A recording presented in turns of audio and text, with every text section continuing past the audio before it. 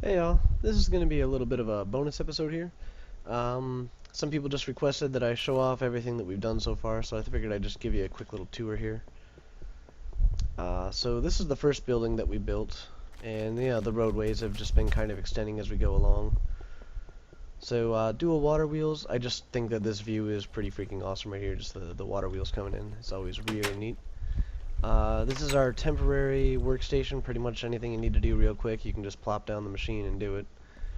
Lots of storage, dirt, glowstone and crap in that one, stone and wood in here because the stone chest is completely filled.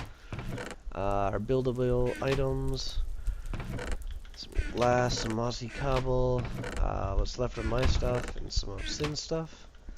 We have a little sawmill there. We go down to the basement. We still do not have our walls up down here. They might be birch, they might not be. I move that down, but the gearing from those water wheels comes down here and powers our hibachi areas down this way. It goes down and off into the walls. So for this one, this is the stewing pot. So we have a separate switch for both of the bellows in the back there, which we should see activate in a moment. There we go. As well as the flames on this side. So that way we can, stew at a higher or lower temperature depending on what we need. And just this time around we've made all the redstone visible. We're not trying to hide it or anything, so we can always get to it if we need to. This is the flip-flop for the button to act like a lever. And this is just the redstone. Previous episode or 3 ago, I believe you'll have seen how I wired one of these up from start to finish. All of these are identical. The only thing that changes is the rotation. And on the other side, we just have the mechanical work. For on and off, I turn it off right there. For the button, comes down through the flip-flop, goes back up around the side and into there. The mechanical stuff loops around over here. I just kind of had to wedge it in behind, sort of deal. But it all works.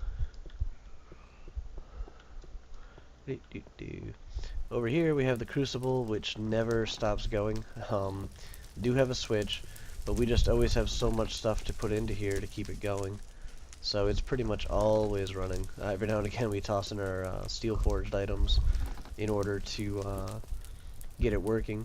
This is the one that I actually recorded putting me together, but it's the same basic pattern. The only thing that's different is where my entrance is right here. Everything just kind of on. There's the one difference though, I suppose, is right here, is that when you turn off the flames it also turns off the bellows.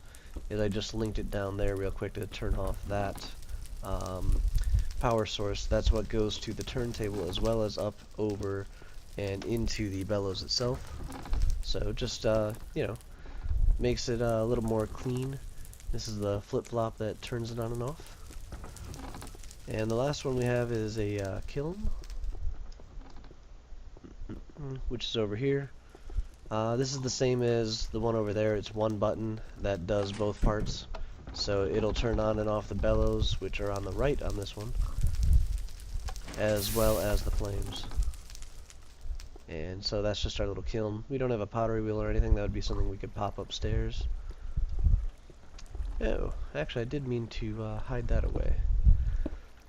Maybe put like a little bit of glass in there so you can see through to see the gears, but there was no reason to keep it actively open 100% like that. So this is just where the mechanical power dips down and under from here.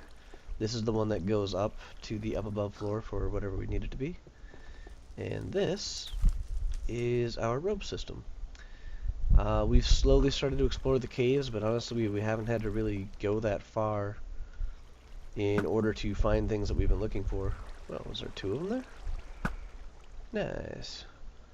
But while the stairs do go up and down, these are just a bit more of a, bit more of a direct route is all. Oop.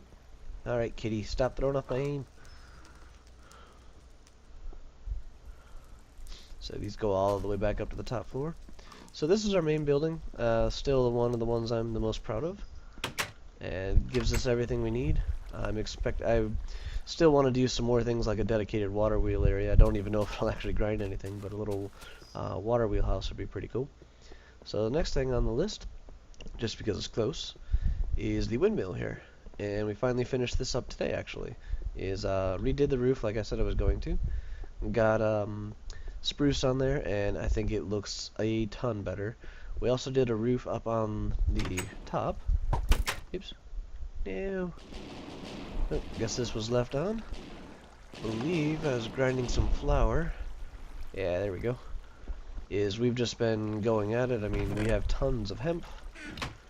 Most of the flour I think has been ground up. Tons of seeds left over. Little leftover building materials. I need to remember those are there though. I've been making a couple of those because I thought we were out. So a little trap door here leads to our hopper. The water flow underneath moves everything into there. We have a balcony here. It can't move through the blades, so you know that's probably a good thing. But this does provide us a pretty good view of our farms, and we'll get to seeing them in a moment. Yeah, that just looked a little uneven to me. And today finished off the upper level. It actually has a floor now, and they have little balconies. I just thought these were a little neat idea to add in. Give you a little bit of a view from the top. And there's where we want to do our little landing shrine thingy. Got a nice big open area in here. The chimney here actually hides or doesn't hide, but encases the redstone sensor to disable the windmill when it is raining. So that all worked out pretty nicely. Got our back balcony. Our wheat farm has grown. So this is pretty much it for the windmill. Just a view of every single side, so we have a really nice view. We also actually went exploring. There's an island that away that has just forest on it and some pretty neat caverns and stuff like that. And then there's also an island way that away that our map actually wraps down to. If you look at the maps on the southernmost edge, there's actually a water pass on the edge of the island there that's maybe 5 or 6 blocks wide in between us and the other island. Built in this road, just goes down to the farms. Figured it made sense since most of the stuff we get is from the farms. Haven't had time to put in a bridge though, so that's still a work in progress there. So we have our hemp farm. Our goal right now is to actually put pistons and such below these, to make it so things that are just wandering can't get up and just wander around. We used to have cows and such in here, but just for general we wanted to have it a little bit more exclusive. So hit a button, it pops up, just climb up it real quick, it'll automatically go back down on a timer sort of deal. So just picking up a little bit of hemp. So as you can see, the wheat has been flourishing. It's mostly, with all those seeds that are up there, just waiting on crafting another hoe and just going and tilling all the rest of the soil, as I want this this entire layer to all be wheat wherever it can be. So just, you know, it's supposed to act like it's supplying the wheat for the fortress that we're going to be building. Up above, I always wanted to put in melons, just haven't gotten around to getting the seeds and such yet. But we have a lake up here that gives us the river, kind of flows through the farmlands here, does the irrigation part for us. Also has a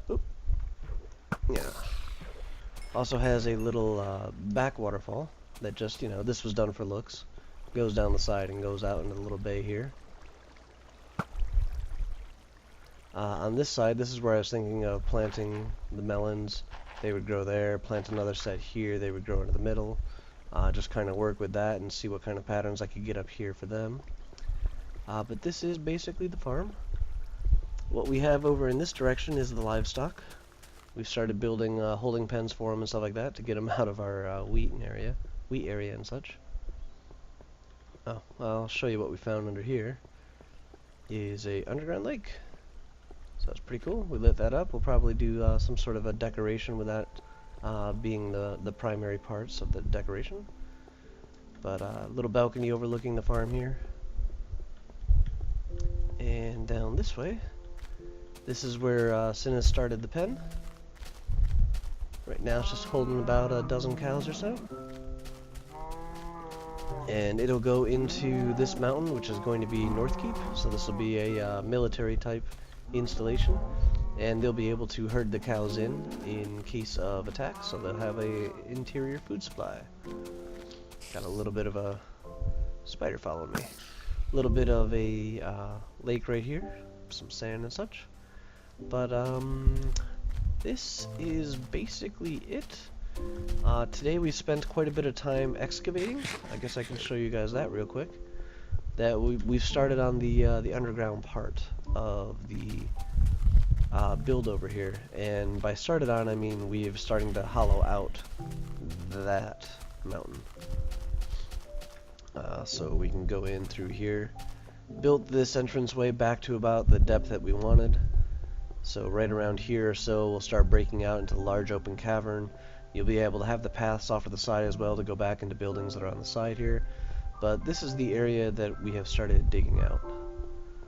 And we've also collected wolves. We're starting to go through our halves and stuff like that, and we need some bookshelves to do enchanting. As you can see, I'm level 40. So we went down and we got a whole bunch of wolves out of the southern island. But this is actually part of the walkway from before. Just comes down to here. And I just edged out this area so I could mine in the middle and know that it would be where we wanted it. But the convenience right now is that it links up into here. So we just dump the raw stone into the furnaces and then go back to digging out some more. We've added in a whole bunch of placeholder chests here just to hold the massive amounts of stone. This is also why the crucible is always full. When we get too much, we just take a full inventory, go over to the crucible and dump it in there. I can store those in there for now.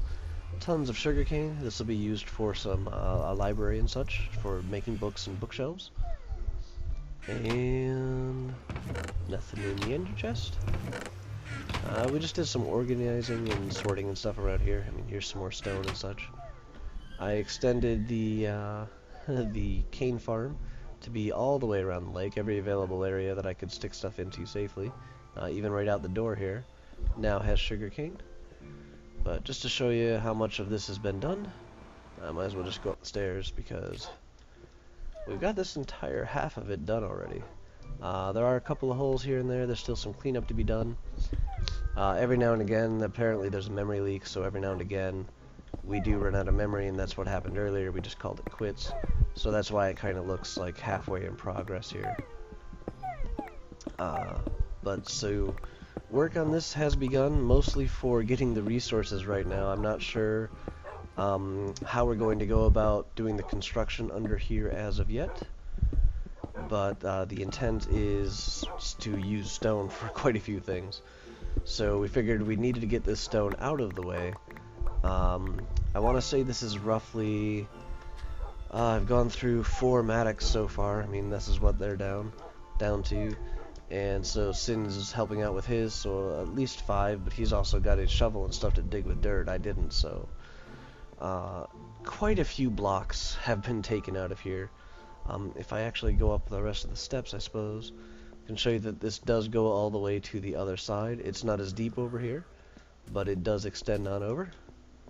Have to be careful with that sound. I mean, we are close to where things are just walking above our heads, but things also spawn inside of here, and the wrong explosion can open up the ceiling and such. So we do have a nice view to the north here, and there's the roof of the initial building and such. And what we really liked out from here, though, was the view of the windmill. It just, from this distance, it really, really looks nice. I mean, it looks pretty good up close, but it's hard to get a real good grasp on what it looks like when you're standing at the bottom looking straight up. And it being on a hill makes it hard to get a view of it. So the views from here, though, just were really, really nice. Yep, see? Right there.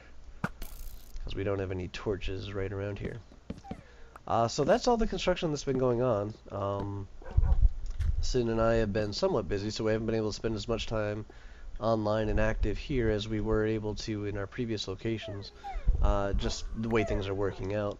I would expect building to soup up, though. I mean, we definitely got a lot of work here, removing a whole bunch of stone and such. We want to set up a pen for the wolves so we can start collecting dung a little bit more regularly. So lots of little projects to do. The enchanter we mentioned. We want to hop into the nether, see if we can find a nearby fortress to start doing some experience collections and stuff like that with as well. So lots to do, lots to be forthcoming. But I thought I'd just give you a quick little bonus tour. I hope you enjoyed it. If you have any questions or if there's anything you'd want to see again, please let me know. I will talk to you guys later.